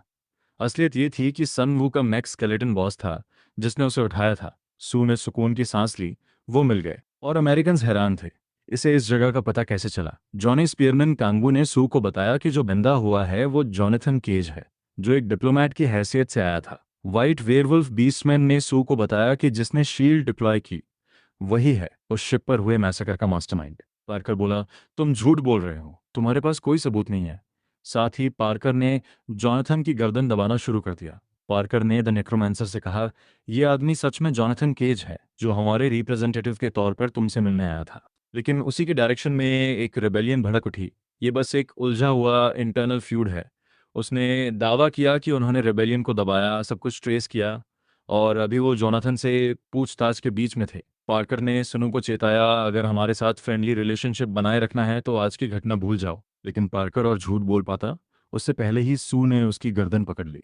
सू ने पूछा, इतना बोल क्यों रहे हो? सू ने कहा, मैं यहाँ तुमसे डिप्लोमेटिक बात करने नहीं आया और तुम शायद मेरे बारे में मुझसे भी ज्यादा जानते हो। सू ने पार्कर की वो बात सुन ली थी जिसमें उसने कहा था कि इस पूरे इंसिडेंट का इल्जाम सू पर डाल देगा, उसे एक आइसोलेशनिस्ट ईस्टर्न टेररिस्ट बताकर जिसका शौक है अपनी जमीन पर आए फॉरेन इन्वेडर्स का बेरहमी से सफाया करना। सू ने पूछा, क्या ये वही सिनारियो नहीं जो तुम चाहते थे? पार्कर बोला, मुझे टॉर्चर करना बेकार है, समय बचाना है तो सीधे मार डालो। वेवुल्फ बीस्टमैन ने कहा, टॉर्चर जैसी बेकार बातों में हमें दिलचस्पी नहीं और इस जगह का पता लगाने के लिए किसी को टॉर्चर भी नहीं किया। तभी जियो युन कमरे में दाखिल हुई, दो सोल्जर्स को काबू करते हुए। जियो युन ने सू को बताया, बिल्डिंग के अंदर सभी प्लेयर्स को सबड्यू कर दिया गया है। स्पीयरमैन कांगबू बोला, जियो युन शायद थोड़ा ज्यादा ही हो गई सबड्यू करने में। सू ने पार्कर से कहा, मैं तुम्हें मारने वाला नहीं हूँ, अब से राजनीतिक गेम्स में इस्तेमाल होने वाले हम नहीं होंगे। कुछ घंटों बाद सभी प्रिजनर्स को बाहर लाया गया और स्वान टाउन के प्लेयर्स ने अमेरिकन बेस की पूरी छानबीन की। साजन किन ने सुनू को बताया, ये कमाल की चीजें मिली हैं। यह है aircraft engine core type 3 flight stones, rank है अनक्लासिफाइड और ये सब प्लेयर क्राफ्टेड आइटम्स हैं। जब इन स्टोन्स में माना इन्फ्यूज़ किया जाता है तो ये किसी भी पार्ट का वेट 98% तक कम कर देते हैं और दूसरी इन्फ्यूजन पर उसे हवा में उठा देते हैं। इनका डिस्क्रिप्शन कहता है कि ये स्टैंडर्ड फ्लाइट स्टोन का अपग्रेडेड मॉडल है जो अटैच्ड एम्पलीफायर के जरिए वेट रिडक्शन इफेक्ट को 300% तक बढ़ा देता है। ये आइटम WQU की एक बेशकीमती एसेट है और इसे first rank security item classify किया गया है। बाहरी दखल या अनऑथराइज्ड मॉडिफिकेशंस पर सख्त पाबंदी है। सू ने अपने लोगों से कहा, ये फ्लाइट स्टोन्स हम रखेंगे और जो डिप्लोमेट बुरी तरह जख्मी है उसके लिए एक प्रीस्ट चाहिए। तभी अचानक सू को याद आया, हनहो एक प्रीस्ट है और हनो को भी अभी अभी यही ख्याल आया। सू ने जोनाथन से पूछा, असली वजह क्या है जो तुम यूनाइटेड स्टेट्स से इतनी दूर यहाँ चले आए? जोनाथन बोला, दुनिया पूरी तरह तबाही के कगार पर है। US सर्वर कुछ हद तक स्टेबल हो गया है, लेकिन साउथ अमेरिका, खासकर अमेज़न में हालात बेकाबू है। सू सोच रहा था, अमेज़न रेन फॉरेस्ट, दुनिया के लंग्स, वहाँ आखिर कैसी मुसीबत हो सकती है? जोनाथन ने बताया, अमेज़न इतना विशाल और दुर्गम है कि ब्राज़ील सर्वर भी उसे संभाल नहीं पाया। सू के जहन में आया, ज़रूर मॉन्स्टर्स को नज़रअंदाज किया होगा, उनकी तादाद बेतहाशा बढ़ गई होगी और कोई मॉन्स्टर किंग भी उभर आया होगा। जॉनथन बोला, वहाँ के मॉन्स्टर्स अब नॉर्थ अमेरिका को भी खतरे में डाल रहे हैं और हमारा मकसद है एक ग्लोबल अलायंस बनाना इस खतरे से निपटने के लिए। सू बोला, लगता है हर कोई इस प्लान से सहमत नहीं है। जॉनथन ने बताया, यूनाइटेड स्टेट्स में जब थोड़ी स्टेबिलिटी आई, पावर स्ट्रगल्स और साजिशें शुरू हो गई। चेयरमैन लव अलग सोच रखते हैं, लेकिन उनकी स्ट्रांग लीडरशिप को सपोर्ट करने के लिए ओवरवेलमिंग फोर्स की कमी एक बड़ी समस्या है। द मैसेंजर की क्रैश की खबर झूठी बनाकर वॉशिंगटन भेजी गई होगी। चेयरमैन लव और उनके एलाइज टिके रहेंगे, लेकिन इस खबर का कांग्रेस के फैसले पर बहुत गहरा असर पड़ेगा। हनहो ने पूछा, क्या यूएस कम्युनिटी सर्वर से कांटेक्ट नहीं किया जा सकता? जॉनथन ने बताया, उनके सभी फोन्स तबाह हो गए और अगर वो ऐसा कुछ अंजाम दे रहे हैं तो उन्होंने अपने फोन्स भी जरूर नष्ट कर दिए होंगे। सू ने जॉनथन से पूछा, अगर हम एयरक्राफ्ट दें तो क्या तुम यूएस तक पहुंच सकते हो? जोनाथन बोला, एक नॉर्मल एयरक्राफ्ट पैसिफिक पार नहीं कर सकता। अजीब मैजिकल स्टॉर्म्स और मॉन्स्टर्स रास्ता रोक ले। उनका एयरशिप तबाह हो चुका है और डब्ल्यूपीयू के ड्वार्फ इंजीनियर के बिना उसे ठीक नहीं किया जा सकता। स्पीयरमैन कांगू बोला, शिप की मरम्मत पहले से चल रही है। कुछ घंटों बाद एयरशिप पूरी तरह तैयार हो गई। स्पीयरमैन कोंगू ने बताया, टेक ऑफ सक्सेसफुल रहा, सभी इंस्पेक्शंस कंप्लीट हो गई हैं। जॉनथन हैरान था, ये state of the art aircraft जिसे ठीक करने में इतने मैजिकल इंजीनियर्स और इतनी मेहनत लगती, एक ही दिन में रिपेयर हो गई। जॉनथन ने उन प्लेयर्स से पूछा जिन्होंने एयरक्राफ्ट रिपेयर की, फॉल से पहले तुम क्या करते थे? क्या इंजीनियर्स थे या इंजीनियरिंग के स्टूडेंट्स? सार्जेंट किन ने बताया, उन्होंने तो शिप पर लोडेड वेपन्स को डिसअसेंबल करके रिवर्स इंजीनियर भी करने की कोशिश की। सुपरनैचुरल स्टॉर्म नाम का वो वेपन लेजेंडरी रैंक का स्पेशल क्वेस्ट रिवॉर्ड है। जब एक रिफाइंड कोर स्टोन को लेबोरेटरी में इक्विप किया जाता है तो ये हर 2 मिनट्स में एक रिफाइंड बुलेट फायर कर सकता है। इसका डिस्क्रिप्शन कहता है, ये स्टील कोर से क्राफ्टेड एक मैकेनिकल डिवाइस है जो विभिन्न कोर्स की एनर्जी को कन्वर्ट करके रिफाइंड बुलेट्स फायर करता है। जितना हायर ग्रेड का रिफाइंड कोर स्टोन इक्विप होगा, उतने ही पावरफुल प्रोजेक्टाइल्स निकलेंगे। इस लेजेंडरी आइटम को उन्होंने यूज नहीं किया क्योंकि ये प्लेयर मेड आइटम नहीं है और इससे उनके लिए बड़ी मुसीबत खड़ी हो सकती थी। लेकिन रिपेयर्स में जो था वो इसे रोकने के खिलाफ था, क्योंकि इस फायर पावर से अपने टाउन की हिफाजत हो सकती है। सुनु के पास एक फायर स्पिरिट स्टोन है जिससे कैनन फायर किया जा सकता है। बिल्डर्स बेताब थे इस फायर स्पिरिट स्टोन को टेस्ट करने के लिए। आखिरकार सू ने हाँ कर दी और उस स्टोन से एक बुलेट दागा गया। स्पीयरमैन कांगू बोला, एयरक्राफ्ट में बैरियर है लेकिन ये एक ही शॉट में उसे भेज सकता है। ये देखकर जोनाथन चिल्लाया, नेक्रोमांसर, ये एयरक्राफ्ट मुझे वापस करो। मुझे जल्द से जल्द यूएस एवर जाना है। एडमिरल बेकर को असेंबली पर कब्जा करने से रोकना है। सू को यकीन नहीं था, ये एयरक्राफ्ट आखिर लौटाएगा किसे? सुनु ने पूछा, क्या डब्ल्यूपीयू हमारा दुश्मन है?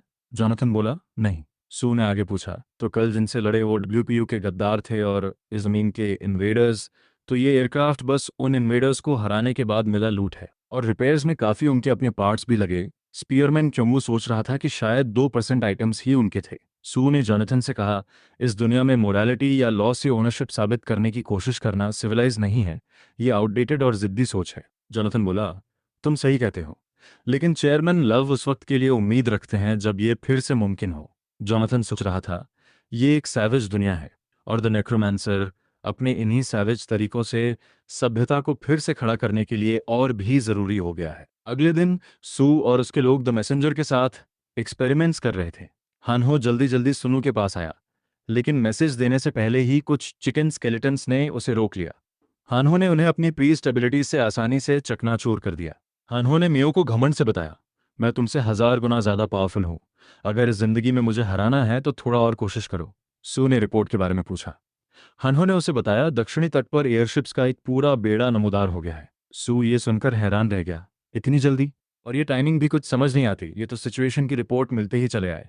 जोनाथन ने सू को बताया, एडमिरल बेकर ने टेम्पररी पार्लियामेंट पर कब्जा कर लिया होगा और अब उसे वॉर अथॉरिटी मिल गया है। द मैसेंजर स्पेसक्राफ्ट क्रैश के बाद से ही ये सब प्री प्लान था। सुनु बोला, फिर भी इतनी जल्दी पहुंचना मुमकिन नहीं जब तक उन्होंने जापान की ग्रेट हाइपर गेट जैसा कोई आइटम इस्तेमाल न किया हो। जोनाथन ने कंफर्म किया, यह जरूर सर्वर जंपर है, डब्ल्यूपीयू का टॉप सीक्रेट आइटम, एक ultra high performance movement item जिससे बस कोऑर्डिनेट्स पता हो तो पोर्टल खोला जा सकता है। सू बोला, अब वो जो भी करें फर्क नहीं पड़ता क्योंकि अब से हम उन्हें दुश्मन मानते हैं। जोनाथन ने सू से गुजारिश की, जीतो, ये जंग मेरी गलतियों की वजह से हुई है और इस जंग की कमान एडमिरल बेकर के हाथ में है, जो डब्ल्यूपीयू के उन्हीं पैरासाइट्स में से एक है। कुछ घंटों बाद बिना किसी चेतावनी के अमेरिकन्स ने चंगवान शहर पर बमबारी शुरू कर दी। एक छोटे फैक्शन के प्लेयर्स पल भर में साफ हो गए और अमेरिकन्स ने बेशर्मी से पूरी घटना को लाइव ब्रॉडकास्ट कर दिया। स्पीयरमैन कांगो ने सू को बताया, ये वीडियो 3 घंटे पहले रिले हुआ है और इसमें कम से कम 7 एयरशिप्स नजर आ रहे हैं। अमेरिकन्स ने चंगन पर अंधाधुंध बमबारी की। सुनु बोला, एडमिरल बेकर का मकसद सिर्फ वर्ल्ड ट्री फैक्शन को मिटाया नहीं लगता, वो पूरे कोरियन सर्वर पर कब्जा करना चाहता है क्योंकि उसने साउथ को निशाना बनाया है। हैनो के पिता अमेरिकन्स पर भड़क गए, पहले हमारे पास क्यों नहीं आए? लेफ्टिनेंट किम बोला, पीड़ितों के लिए दुखद है, लेकिन हमें तैयारी का वक्त मिल गया है। जोनाथन केज ने सुनु को बताया, वीडियो में जो फ्लीट है वो बस एडवांस्ड पार्टी है। सर्वर जंपर कितना भी एडवांस हो, पूरी फ्लीट एक साथ मूव नहीं होगी। उनका मकसद है साउथ को इनकैपेसिटेट करना और हाइपरगेट इंस्टॉल करना। हानो के पिता बोले, इस बार इन अमेरिकन कुत्तों को उनकी औकात दिखानी होगी। जोनाथन केज ने आगे बताया, एडमिरल बेकर की फ्लीट बेहद ताकतवर है। वो वक्त वो कभी नहीं भूल सकता जब उन्होंने उससे 20,000 आयरन ऑक्स को तबाह कर दिया था। जियो युन बोली, हाइपरगेट इंस्टॉल करते वक्त माना इंजेक्ट करने में वक्त लगता है। अगर एक से ज़्यादा हाइपरगेट इंस्टॉल होने हैं तो अभी वक्त बाकी है। सो ने जियो युन से पूछा, क्या उसने ग्रेट माउंटेन रेंज के किंग से स्पेस स्टोन मांगा? जियो युन ने बताया, मिल गया, लेकिन बदले में सुआन टाउन को उस किंग से 1,000 बोरी आलू खरीदने पड़े। सू बोला, अगर हम कम लोग जाएं तो अभी चंदन रवाना हो सकते हैं। लेकिन हानो बोला, हम कम नहीं हैं। अमेरिकन एडवांस्ड फ्लीट ने टाउन में हर जिंदा इंसान का सफाया कर दिया। एक प्लेयर बोला, ये जगह तो फिलाडेल्फिया की तरह राख का ढेर बन गई। दूसरा प्लेयर इस तबाही से प्रभावित था। पहला प्लेयर बोला, कोरिया में ये ब्रॉडकास्ट हमने उनका हौसला तोड़ने के लिए किया था। एडमिरल बेकर इन परफॉर्मेंसेस को स्ट्रैटेजी समझता है, इसी की बदौलत फिलाडेल्फिया यूनियन ने भी जल्दी सरेंडर कर दिया। चेयरमैन लव की साइड ने इसे अननेसेसरी सैक्रिफाइस कहकर क्रिटिसाइज किया, लेकिन एडमिरल बेकर ने पलटकर कहा, वो बॉम्ब्स को सोल्जर्स की जानों से ट्रेड कर रहा था। पहला प्लेयर बोला, एडमिरल बेकर वो इंसान है जो जंग को महज बढ़ते हुए नंबर्स की तरह देखता है। दूसरा प्लेयर बोला, एडमिरल बेकर की राजनीतिक सेंस कमाल की है। उसे पहले से पता था कि एक दिन वो चेयरमैन लव को हराकर सत्ता में आएगा, बस इतनी जल्दी होगी ये नहीं सोचा था। और इसमें एक बड़ा फैक्टर था, द नेक्रोमांसर एक ऐसा साइकोपैथ जिस पे बातों का कोई असर नहीं। पार्लियामेंट के मेंबर्स भी नहीं जानते थे कि वो फ्लाइट अटेंडेंट्स का कत्लेआम करके मैसेंजर एयरक्राफ्ट को गिरा देगा। हाइपरगेट इंस्टॉलेशन पूरी होने में अब करीब 6 घंटे बचे हैं। उनके सुपीरियर्स के मुताबिक अगला निशाना बुसान हो सकता है। तभी अचानक ऊपर से एक साया आया और एक बॉक्स उनके पीछे आ गिरी। एक कॉशन मैसेज पॉपअप हुआ, प्लेयर किलर बॉक्स खुल रही है। जैसे ही बॉक्स खुली, अनगिनत प्लेयर किलर बग्स उससे निकल पड़े। एक अकेली प्लेयर किलर बॉक्स पूरे एयरक्राफ्ट का सफाया करने के लिए काफी थी। जुंगू ने द मैसेंजर एयरक्राफ्ट के साथ दमदार एंट्री ली। अमेरिकन्स ने द नेक्रोमांसर को एयरक्राफ्ट के साथ देखा और युद्ध के लिए तैयार हो गए। बचे हुए 6 एयरक्राफ्ट्स सू और उसके एयरशिप पर हमले की पोजीशन में आ गए। सू सीधे अमेरिकन एयरशिप्स की तरफ बढ़ा अपने वेवन्स के साथ। अमेरिकन्स को लगा द नेक्रोमांसर पागल है, हड्डियों से बने उड़ने वाले जानवरों से इन पर हमला करने की कोशिश कर रहा है। इंजीनियर्स ने अपने कैप्टन को बताया, मैसेंजर एयरक्राफ्ट से हाई एनर्जी रिस्पॉन्स आ रहा है। कैप्टन बोला, उनके एयरक्राफ्ट के चारों तरफ प्रोटेक्टिव शील्ड है जो किसी भी एयरक्राफ्ट के हाई एनर्जी ब्लास्ट को आसानी से झेल सकती है। मैसेंजर पर मौजूद प्लेयर्स ने लेजेंडरी वेपन सुपरनैचुरल स्टॉर्म दागा। एयरक्राफ्ट की शील्ड्स धड़ाम से ध्वस्त हो गईं और अमेरिकन समझ नहीं पा रहे थे कि दुश्मन ने आखिर फायर क्या किया। एक दूसरे अमेरिकन एयरक्राफ्ट के डेक पर काला धुआं उठने लगा। एक कॉशन मैसेज पॉपअप हुआ, ग्रैंड नेक्रोमांसी शुरू हुई है। उस धुएं से ढेर सारे ज़ॉम्बीज निकल आए और वो प्लेयर्स पर टूट पड़े। कुछ ही मिनटों में उस शिप के सभी अमेरिकन प्लेयर्स साफ हो गए। अमेरिकन हैरान थे, उनका एयरशिप धुएं से क्यों ढका है। वो बार बार उस शिप को ब्लू विंग के नाम से कांटेक्ट करने की कोशिश करते रहे। सोल्जर्स ने एडमिरल बेकर को बताया, ब्लू विंग से कोई जवाब नहीं आ रहा। कुछ सेकंड्स बाद एक प्लेयर ने बताया, ब्लू विंग हिलने लगी है, वो एक बार फिर कांटेक्ट करने की कोशिश करेगा। लेकिन एडमिरल बेकर ने हुक्म दिया, ब्लू विंग को मार गिराओ। सोल्जर को अपने ही एयरक्राफ्ट को गोली मारने में हिचकिचाहट हुई। तभी एडमिरल बेकर ने उसके सिर पर बंदूक तान दी, अभी गोली नहीं चलाई तो जिंदा नहीं रहेगा। ये सुनते ही सभी फ्लीट्स ने ब्लू विंग पर निशाना साधा, लेकिन सिर्फ कुछ ही शिप्स ने फायर किया जो उसे गिराने के लिए नाकाफी था। ब्लू विंग के चारों तरफ प्रोटेक्टिव शील्ड ने बाकी शिप्स की बम्बार्डमेंट को रोक लिया। ये देखकर एडमिरल बेकर ने उस सोल्जर को कोल्ड ब्लड में गोली मार दी। दूसरे इन कमांड ने डरते हुए बाकी शिप्स को आदेश दिया, सब एक साथ फायर करो, वरना तुम्हारे परिवारों को ट्रेटर बताकर मिटा दिया जाएगा। इसके बाद सभी एयरक्राफ्ट्स ने एक साथ ब्लू विंग पर हमला किया। उस इम्पैक्ट ने ब्लू विंग की प्रोटेक्टिव शील्ड को चीर डाला और वो पूरी तरह तबाह हो गई। एडमिरल बेकर ने अपने लोगों को बताया, किसी ह्यूमन प्लेयर के कंट्रोल में अनडेड बेवकूफ़ नहीं होते, और इन्हें जो कंट्रोल कर रहा है वो तुम सबसे कहीं ज़्यादा चालाक है। अब वो सिर्फ वही रखेगा जो उसके काम का है। जैसे ही ब्लू विंग नीचे गिरी, सू ने उस पर से सभी समन्स वापस ले लिए। अब उसकी कोई जरूरत नहीं थी। सू ने मैसेंजर पर मौजूद प्लेयर्स को आदेश दिया, म्यू को जगाओ। अब उनके पास 3 लिच लेवल डेथ मैजिक यूजर्स हैं। सुनु को डेथ हार्मनी नाम का एक सिनर्जी मिला, जिसके लिए 3 या उससे ज्यादा लिच लेवल डेथ मैजिक यूजर्स चाहिए होते हैं। इस सिनर्जी ने उनके एक एक्सक्लूसिव स्किल को अल्टीमेट रैंक तक प्रमोट कर दिया। सू के बोन वेपन स्किल की रैंक एक्सपर्ट से बढ़कर अल्टीमेट रैंक तक पहुंच गई। विक्टर बोला, उसे दुख हो रहा है कि उसके ज्यादातर जॉम्बी मिनियंस यूं बलिदान हो गए। सू बोला, बायोलॉजिकली तुम्हारे लिए दुख महसूस करना इम्पॉसिबल है। विक्टर बोला, अगर बायोलॉजिकल नजरिए से सोचें तो उनके आसपास जो कुछ भी हो रहा है वो सब इम्पॉसिबल है। सुनु ने उसकी बकवास को नजरअंदाज किया और सबको बताया, अब वो बादलों से बाहर निकल रहे हैं। 2 एयरक्राफ्ट जा चुके हैं, अमेरिकन के पास अब सिर्फ 5 बचे हैं। अमेरिकन एयरक्राफ्ट के कैनन्स आने वाले दुश्मन पर फायर करने के लिए तैयार हो गए। एयरशिप्स को मुड़ने में ज्यादा वक्त लगता है और सू अपने वाइवर्न्स की रफ्तार से उन्हें आसानी से आउटपेस कर सकता था। लेकिन इससे पहले कि वो अपना प्लान अमल में ला पाता, 5 एयरशिप्स के सभी कैनन्स ने एक साथ उसके वाइवर्न्स को निशाना बना लिया। तभी अचानक सू को एहसास हुआ, सू और उसकी पूरी पार्टी जानते बूझते बिना ही दुश्मन की बॉम्बार्डमेंट रेंज में घिर चुकी थी। अगले हमले में अमेरिकन ने उसके ढेर सारे वाइवर्न्स को मार गिराया। अमेरिकन को लगा आखिरकार उन्होंने द नेक्रोमांसर का काम ताम कर दिया। लेकिन सू ने बाकी वाइवर्न्स को शील्ड की तरह इस्तेमाल करते हुए कैनन्स के इम्पैक्ट को आसानी से झेल लिया। सू बोला, जश्न मनाने में अभी जल्दबाजी है, लेकिन ये लोग खुश होते रहे। सू ने अपनी बोन मैन्युफैक्चरिंग स्किल इस्तेमाल की। उसने ढेर सारी विशाल बोन फिस्ट बनाई और उन्हें एक एयरशिप की तरफ दाग दिया। एयरशिप के चारों तरफ शील्ड उन फिस्ट का डैमेज अब्जॉर्ब करती रही। सू लगातार उस शिप पर हमला करता रहा। शील्ड पर दरारें पड़ने लगी। बाकी अमेरिकन शिप सू पर फायर करना चाहती थी, लेकिन अपनी ही एयरशिप आड़े आ रही थी। आगे वाली एयरशिप ने ऊपर एक फिस्ट को हिट किया और वो टुकड़ों में बिखर गई। उस फिस्ट के अंदर कुछ और कॉर्प्सेस थे जो सीधे एयरशिप पर जा गिरे। जैसे ही वो कॉर्प्सेस एयरशिप पर उतरे, सू ने कॉर्प्स एक्सप्लोजन से डेक पर मौजूद प्लेयर्स को उड़ा दिया। एयरशिप मजबूत थी, सिर्फ कॉर्प्स एक्सप्लोजन से उसे डुबोना आसान नहीं था। सू अपनी नई एबिलिटी आजमाने के लिए तैयार हुआ, हाई प्रेशर एक्सप्लोजन। तभी अचानक डेक पर पड़े कॉर्प्सेस सूजने लगे। अमेरिकन को एक नोटिफिकेशन आई, 11 कॉर्प्सेस पर हाई प्रेशर एक्सप्लोजन अप्लाई हो गया है। डेटोनेशन में 29 सेकेंड्स बाकी हैं। टाइमर खत्म होते ही पूरी एयरशिप भयानक आग के गोले में तब्दील हो गई। विक्टर लिच बेहद खुश था। ये कॉर्प्सेस उसी ने इकट्ठे किए थे। अब सिर्फ 3 शिप्स बची थीं। उधर अमेरिकन के मेन एयरशिप के अंदर कमांडर्स मायूस थे कि पिट्सबर्ग एयरशिप भी चली गई। ये नज़ारा उनके लिए चौंकाने वाला था, क्योंकि अब तक उनकी एक भी शिप तबाह नहीं हुई थी। एडमिरल बेकर ने उनमें से एक को कोल्ड ब्लड में गोली मार दी और बोला, शुरू से मेरा हुक्म मानते और बेकार शिप से छुटकारा पा लेते। एडमिरल बेकर ने बचे हुए कैप्टन्स को आदेश दिया, सभी को पीछे हटाओ और हाइपरगेट प्रोजेक्ट से भी रिट्रीट करो। आखिर में एडमिरल बेकर ने उस आखिरी बेकार कैप्टन से पूछा, क्या इतना सा काम हो सकता है? कैप्टन ने हाँ कहा। उधर दूसरे मोर्चे पर भी अमेरिकन सोल्जर्स की हालत पतली थी। हानहो और जियो यून ने वापस रिपोर्ट किया, हाइपर गेट पर कामयाबी से कब्जा कर लिया गया है। सू मेन फ्लीट में व्यस्त था और इस दौरान उन्होंने हाइपर गेट की रखवाली कर रहे अमेरिकन पर हमला कर दिया। लेकिन जियो यून को शक था ये ज़रूरत से ज़्यादा आसान था। सू ने हाइपर गेट की स्टेटस पूछी। हानहो ने बताया, 97% कंप्लीट है, थोड़ा और माना इंजेक्ट करो और काम हो जाएगा। लेफ्टिनेंट किम ने सू को बताया, आयरन पिलर्स सेट हैं और आइटम्स तैयार हैं।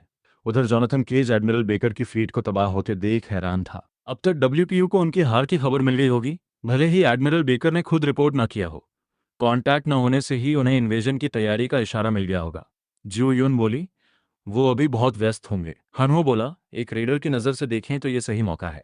सुनो ने जॉनथन से कहा, हम अभी वॉशिंगटन के लिए निकल रहे हैं। अगले दिन अमेरिकन नेवल बेस पर लाउडस्पीकर से सबको फीड डॉक करने और तैयार रहने का आदेश आया।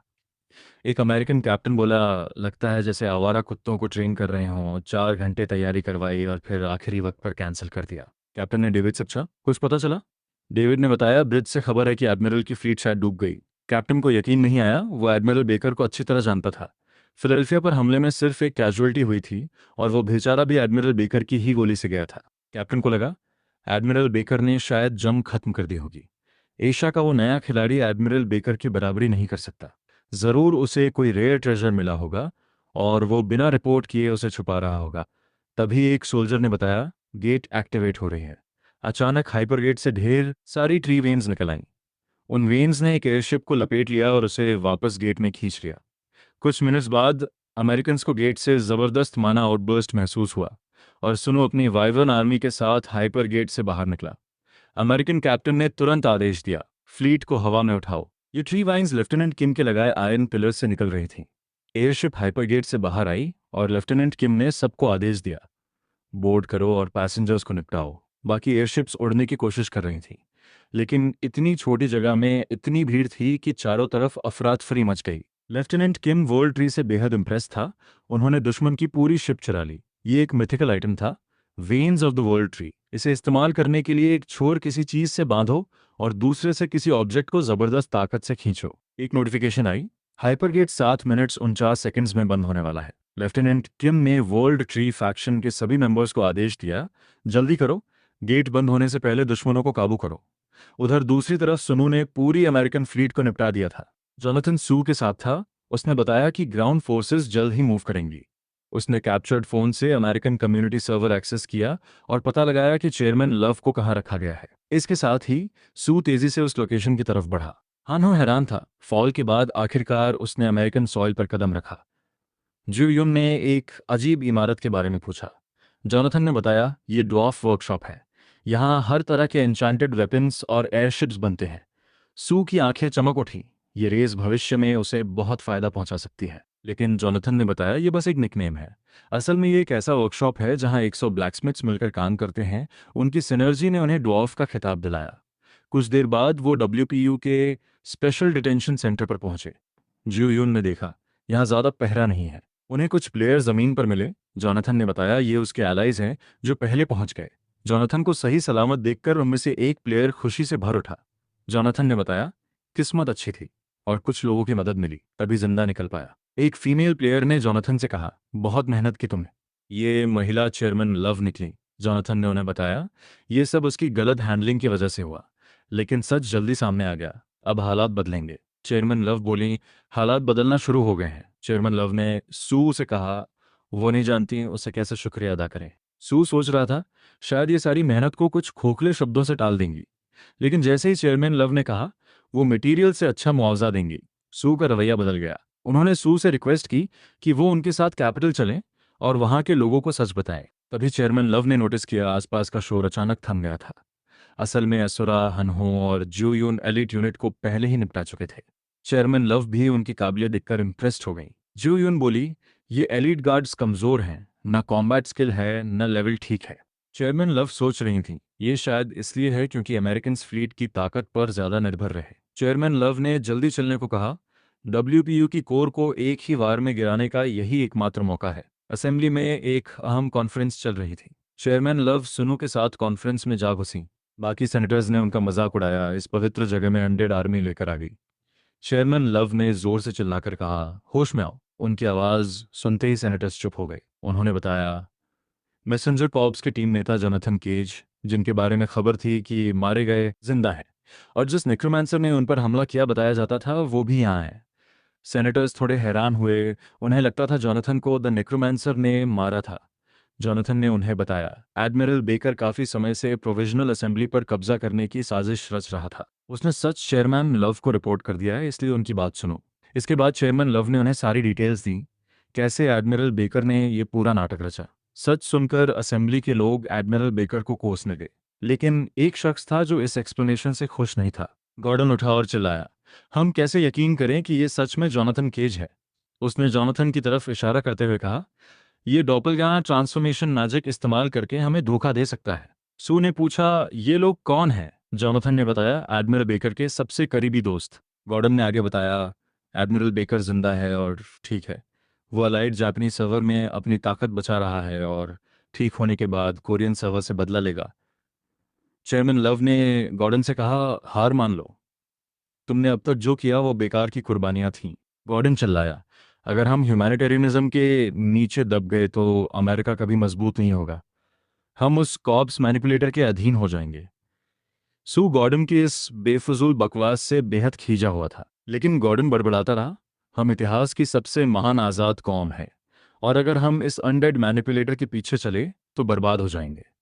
जॉनथन ने बताया, गॉर्डन एडमिरल बेकर का राइट हैंड मैन है, अमेरिकन सर्वर में 7वें रैंक पर है, जबरदस्त ताकत के लिए जाना जाता है, लेकिन जैसा देख रहे हो मिजाज बेहद कड़वा है। गॉर्डन ने जॉनथन को स्लैंडर करना शुरू किया। एक जॉम्बी के कान भर रहा है जो हमारी आज़ादी को खा रहा है। क्या एक अमेरिकन होने का जरा भी गैरत नहीं बची? ये सुनकर जियो यून का पारा चढ़ गया। वो आगे बढ़ी और गॉर्डन से बोली, तुम्हारा घमंड तुम्हारी काबिलियत से बड़ा है। गॉर्डन उस बच्ची को सबक सिखाने के लिए दौड़ा। गॉर्डन ने जियो यून पर डायनामाइट पंच दागा। जियो यून ने एक उंगली से उसका डायनामाइट पंच रोक लिया और बोली, अमेरिकन सर्वर का 7वां रैंक, इतना कमजोर। फिर उसने गॉर्डन को स्पैगेटी की तरह काट डाला। उसने बाकियों से पूछा, और किसी को एटीट्यूड एडजस्टमेंट चाहिए? सू ने सबसे कहा, अब वक्त है इस बात पर कि हमारी जमीन पर तुमने जो जुर्म किए उसका उचित मुआवजा तय किया जाए। कुछ घंटे बीते, कॉन्फ्रेंस खत्म हुई। चेयरमैन लव ने सू को बताया वो उसे पूरी तरह संतुष्ट करने वाला मुआवजा देंगी, लेकिन अगर वो कोऑपरेशन के लिए, इन्वेस्टमेंट के लिए भी तैयार हो तो। हनो बोला, लग रहा है जैसे हम पॉलिटिशियन से पैसे लेने वाले हायर्ड थग्स हैं। सू सोच रहा था सही दाम मिले तो उनके पीछे ग्राउल भी कर सकता है। सू ने मुआवजे में ड्वार्फ वर्कशॉप विजिट मांगी। चेयरमैन लव राजी हो गई और वो सब वर्कशॉप की तरफ चल पड़े। हानहो बोला, ये तो पिरामिड्स जैसी कोई प्राचीन संरचना लगी है। हानहो ने रोशनी के बारे में पूछा। जोनाथन ने बताया, ये ब्लेसिंग मैजिक है। इमारत खुद ब्लेसिंग मैजिक से भरी हुई है। जो आइटम क्राफ्ट होती है उसके हिसाब से ज़रूरी ब्लेसिंग्स एक्टिवेट हो जाती हैं। सू सोच रहा था, वर्ल्ड ट्री जितनी तो नहीं, लेकिन खुद ब्लेसिंग्स बनाने की क्षमता मैन्युफैक्चरिंग में इन्हें हमसे आगे रखती है। वर्कशॉप के अंदर वर्कर्स अभी भी काम में जुटे थे। वो एक अजीब सी संरचना के पास पहुंचे जहां कुछ लोग ऊपर खड़े थे। एक दाढ़ी वाला प्लेयर दूसरे पर चिल्ला रहा था, टेम्परिंग के दौरान ध्यान कहाँ है, और वो हर तरफ से आलोचनाएं उछालता जा रहा था। वो बूढ़ा उस वर्कर को गालियां देता जा रहा था। सू सोच रहा था ये बंदा पक्का डॉर्फ है, लेकिन जोनाथन ने बताया ये बस एक जिद्दी बूढ़ा है। बूढ़े ने नई भीड़ में जोनाथन को पहचान लिया। वो नीचे कूदा और बोला, बिना पहले परमिशन लिए झुंड बनाकर चले आए, भट्टी में फेंकने के लायक हो तुम सब। जोनाथन ने मास्टर हर्स्ट से पूछा, क्या उन्हें नहीं पता बाहर क्या हो रहा है? मास्टर हर्स्ट गुस्से से फट पड़ा, पता है मुझे, अच्छी तरह पता है। जिन एयरशिप्स में उन्होंने खून पसीना बहाया वो चूर चूर हो गईं। उसने कहा, निकलो यहां से और कुछ वक्त तक कुछ भी एक्सपेक्ट मत करना। सू ने उसे बताया वो WPU से नहीं है, बस एक क्राफ्टिंग रिक्वेस्ट लेकर बाहर से आया है। मास्टर हर्स्ट बोला, उसे अच्छी तरह पता है कि सू वही है जिसने उसकी सारी एयरशिप्स तबाह की और अब इन्हीं WPU के चमचों के साथ चला आया। मास्टर हर्स्ट ने आगे पूछा, क्या सू के पास पैसे हैं? सू बोला, इतने पैसे जो मास्टर हर्स्ट की कल्पना से भी परे हों। ये सुनते ही मास्टर हर्स्ट उन्हें फटाफट अपने ऑफिस में ले गया।